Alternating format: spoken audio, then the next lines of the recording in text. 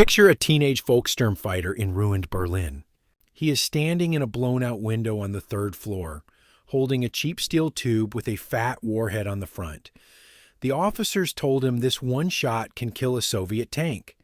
They did not spend much time explaining that the blast from the back of that tube can also burn or kill anyone behind him, including his friends on the stairs. Now shift the view to a British paratrooper at Arnhem, lying at the top of a narrow staircase with a Piat pointed down the steps. He knows the spring inside that tube can slam him backwards when he fires. He knows he probably has one chance before the German vehicle at the bottom fires back through the wall. For men like these, weird weapons were not curiosities in a museum.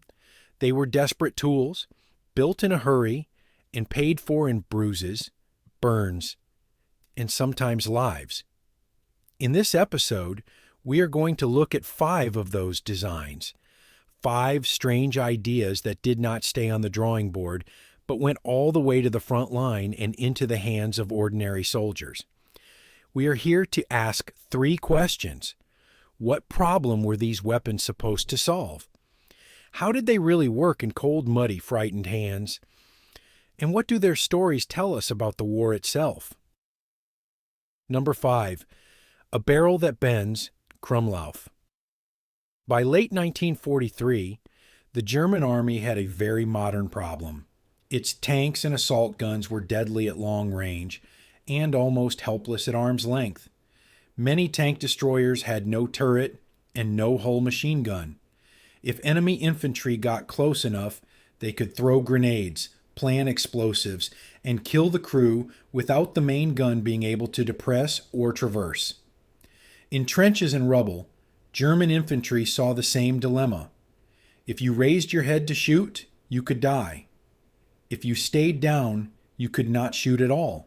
The answer, on paper, was to make the barrel go around the corner even if the soldier could not. Engineers designed a curved extension for the new STG-44 assault rifle with a tiny periscope sight above it. They called it Krumlauf, literally curved course. You clamped it onto the muzzle, pressed yourself into the bottom of a trench or under the lip of a wall, put your eye to the mirror, and fired at enemies you could not see directly.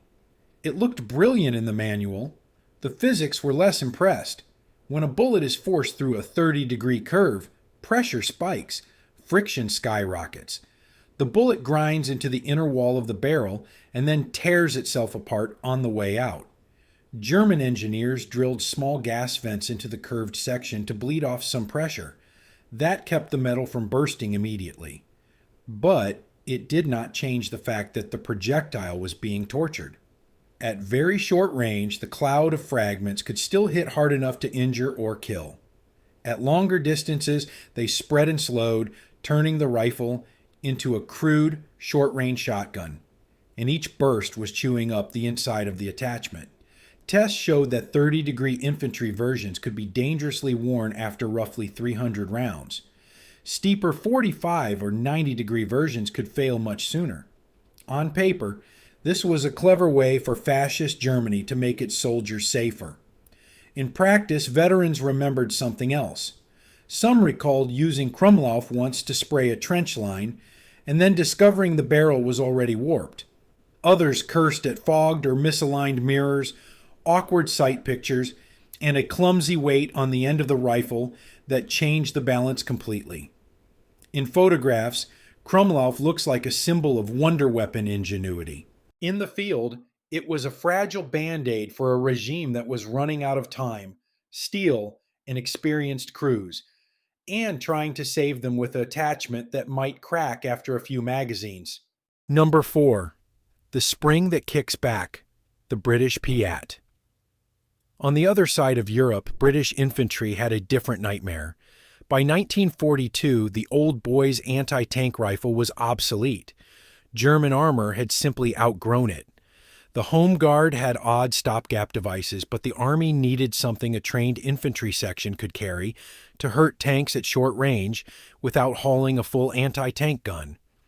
The answer did not look like a modern rocket launcher. It looked like a metal tube with a huge bomb on the front and a brutally strong spring hidden inside.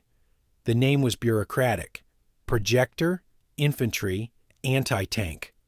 The troops called it the Piat. Inside was a heavy steel rod, a spigot, connected to a mainspring of roughly 200 pounds force. To cock it, the operator laid it on the ground, stood on the shoulder pad, grabbed the body and hauled it upward with all his strength to compress the spring. Then he loaded the bomb, settled behind the sights, and waited for the tank. When he pulled the trigger, the spring threw the steel rod forward into the base of the bomb, igniting a small propellant charge. The bomb left the tube, its shaped charge warhead ready to focus energy into a narrow jet that did not care much about armor thickness, only about distance and correct impact. It was primitive. It was brutal. It did one thing very well. It produced no rocket backblast. That meant a Piat could be fired out of a cellar, from a window, or from the back room of a ruined house without filling the room with flame and toxic gas. On paper, manuals talked about effective engagement to 100 yards and beyond. In reality, most Piat teams preferred to let the target come much closer. The bomb was heavy and slow. Judging range and lead under fire took hard practice. At Arnhem, British paratroopers lugged Piats into upper stories of houses overlooking key streets. From an attic or stair landing, a two-man team could wait until a German self-propelled gun was in the kill zone, then fire down at its thinner top armor. Accounts from those days remember Piats knocking out armor that had been impossible to stop with small arms alone. They also remember bruised shoulders, weapons that failed to recock, and the sick feeling of dragging that heavy tube up yet another staircase. Many soldiers cursed the Piat. Very few wanted to give it back once they had seen what it could do to a tank caught at the wrong place at the wrong time. It looked and felt like a clumsy one-off contraption. But this odd spring weapon from Churchill's toy shop gave British infantry something priceless, a way to hit back at armor from the shadows of their own ruined streets without turning those streets into death traps for their friends. Number 3. A 5-mark tank killer, the Panzerfaust. If the Piat was ingenious under pressure, the Panzerfaust was something darker. By 1943, Hitler's armies were losing tanks faster than they could replace them. On the Eastern Front, Soviet armor was pushing west. In Italy and then France, Allied tanks were coming from the other side. The Nazi leadership wanted every infantryman, including teenage boys and old men in the Volkssturm, to be able to destroy a tank at close range. Germany still had explosives. It still had engineers. What it did not have was time or regard for human life. The answer was aggressively simple: a short tube of steel, a small propellant charge, a big hollow charge warhead on a stick. The Panzerfaust. It was meant to be disposable. You did not reload it. You did not polish it. You fired it once and threw the empty tube away. It was cheap, on the order of a few Reichsmarks per launcher, compared to the enormous cost of a tank. It was simple enough that a teenager from the Hitler Youth could be shown how to use it in an afternoon. The drill was straightforward. Flip up the sight. Shoulder the tube. Wait until the tank is terrifyingly close. Aim at side or rear armor. Pull the trigger. The small internal charge blew the warhead forward out of the tube. If it hit, the shaped charge could burn a hole through impressive thicknesses of armor. In the ruins of German cities, Soviet crews learned to fear Panzerfaust ambushes from basements, doorways, and upper floors. But the same design that made the Panzerfaust cheap and deadly also made it dangerous to those firing it. The exhaust plume from the back was a wide fan of hot gas, burning particles, and overpressure. Anyone standing behind the operator could be scorched, blinded, or killed outright. Post-war tests suggested that a significant fraction of Panzerfaust-friendly casualties came not from enemy fire, but from the backblast of their own weapons. In the closing months of the war, Hitler's regime handed these tubes to barely trained boys and exhausted older men, told them to stand and fight tanks at short range, and treated their lives as just another expendable resource. Tactically, the Panzerfaust worked well enough that its basic idea still lives on in modern disposable launchers. Morally, it is a chilling object, a 5-mark bet that one human life is a fair price for one burning tank. Number 2. The knee mortar that wasn't Japan's Type 89. Long before most Western armies issued a proper light mortar at squad level, the Imperial Japanese Army had already done it. In 1929, they adopted a compact grenade discharger, the Type 89. To Allied eyes in World War II, it looked like a tiny mortar with a curved base plate. In reality, it was a rifled tube fixed at roughly 45 degrees, designed to sit in soft ground with that curved base plate dug in. A clever range drum allowed the crew to adjust how much propellant gas reached the grenade, and thus how far it flew. With a 3-man team, Japanese squads could lob explosives or smoke hundreds of meters, far beyond the reach of any hand grenade. In the jungles and hills of the Pacific, American Marines and soldiers met this weapon again and again. They heard its soft, distinctive report, then the delayed thump of impact. Shells came in from hidden positions behind ridges and trees, dropping into foxholes and behind cover that felt safe against flat trajectory fire. After the war, many Allied reports praised the Type 89 as a smart, effective piece of light support equipment. But there was another story, born of a misunderstanding. Somewhere along the line, an Allied observer looked at that curved base plate and assumed it was meant to rest on a soldier's thigh. The nickname knee mortar appeared. A few curious GIs tried to fire captured examples with the base plate braced against a leg, as if it were a giant rifle grenade launcher. The recoil did exactly what anyone who understands physics would expect. Bones broke. Officers quickly circulated warnings. Do not fire this thing from your knee. Plant it in the ground or not at all. For Japanese infantry, used correctly, the Type 89 was no joke. On jungle trails, in caves, and from hillside positions, it gave small units their own pocket artillery.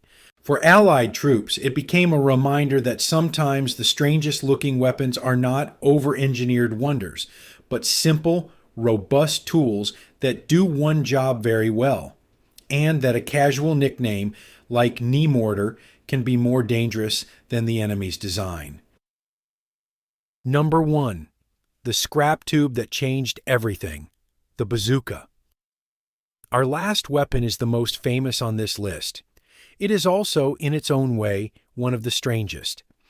In 1942, at Aberdeen Proving Ground, American ordnance officers were under pressure to give infantry a portable way to kill tanks.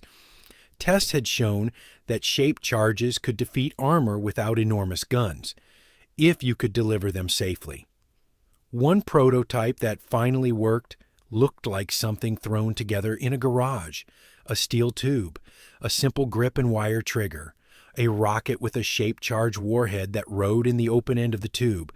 The first live fire demonstration sent that rocket into a target plate, blew a clean hole through it, and instantly convinced observers that this ugly contraption was going to war. Someone thought it resembled a novelty musical instrument played by radio comedian Bob Burns, and the nickname bazooka stuck. Compared to the Piat or Panzerfaust, its principle was straightforward. The rocket motor did the pushing. The tube kept the flame and exhaust away from the operator. The warhead at the front used a shaped cavity to focus explosive force into a narrow jet that made armor thickness much less important than armor angle and standoff distance. Its early combat debut in North Africa was messy. Crates arrived in units whose soldiers had never seen one. Some rockets misfired. Some bounced off sloped armor. Bazooka teams had to learn quickly what angles and ranges really worked. As updated models arrived and training improved, the weapon found its place. In Sicily and Italy, American teams learned to stalk tanks through villages and rocky terrain. In Normandy, bazooka fire accounted for a meaningful share of German armor losses in the American sectors, especially in hedgerow country where ambush range was naturally short. The design also invited a very American kind of improvisation. Major Charles Carpenter, Bazooka Charlie, mounted half a dozen launchers under the wing struts of his tiny liaison plane. Flying low over French countryside, he would dive on German vehicles and gun positions, fire his rockets at point-blank range, and then pull up in a fabric-covered aircraft that had never been meant for combat at all. It sounded insane. It worked often enough to make him a legend. Stories like his turned the bazooka into an icon of rough-and-ready American inventiveness. More importantly, the basic pattern, a shoulder-fired launcher, cheap enough to issue widely, throwing a shaped charge projectile, became the ancestor of almost every modern infantry anti-tank weapon. If you look at a contemporary disposable launcher or a guided shoulder-fired missile, you can still see the shadow of that scrap tube from Aberdeen. Conclusion. What strange weapons really say? Line these 5 weapons up on a rack and the first thing you notice is how odd they look. A barrel that bends and eats its own bullets.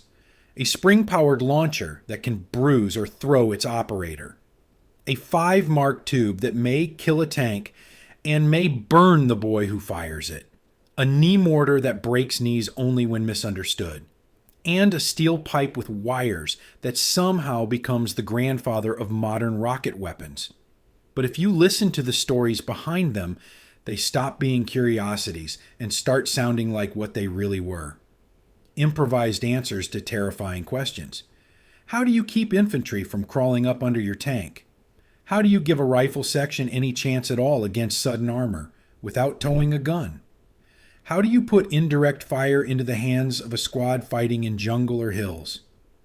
What do you hand to teenagers and old men when a murderous dictatorship has run out of everything except explosives and propaganda? Some of these answers say a lot about the regimes behind them. The Krumlauf and the Panzerfausts show a Nazi leadership burning through engineering talent and human lives with equal contempt, throwing fragile devices and desperate fighters against a war it had already lost. Others, the Piat, the Type 89, the bazooka, show how very different armies looked at the same brutal problems and tried, each in their own way, to give the man in the mud a slightly better chance to make it through the next attack. For the soldiers, these weapons were not weird. They were heavy shapes of metal and wood that bruised shoulders, broke bones, kicked like mules, showered trenches with fragments, and sometimes stopped an enemy tank in exactly the right moment. When we talk about them now, decades later, we can enjoy the strangeness of their designs. But we should also remember the people who shouldered them. The paratrooper on the staircase, the Volkssturm boy in the ruined city, the Marine listening for a soft thump in the jungle, the bazooka team waiting in a hedgerow. Their stories remind us that weird weapons are never just about technology. They are about fear, improvisation, and the stubborn human desire to survive a war none of them designed. Thank you for listening.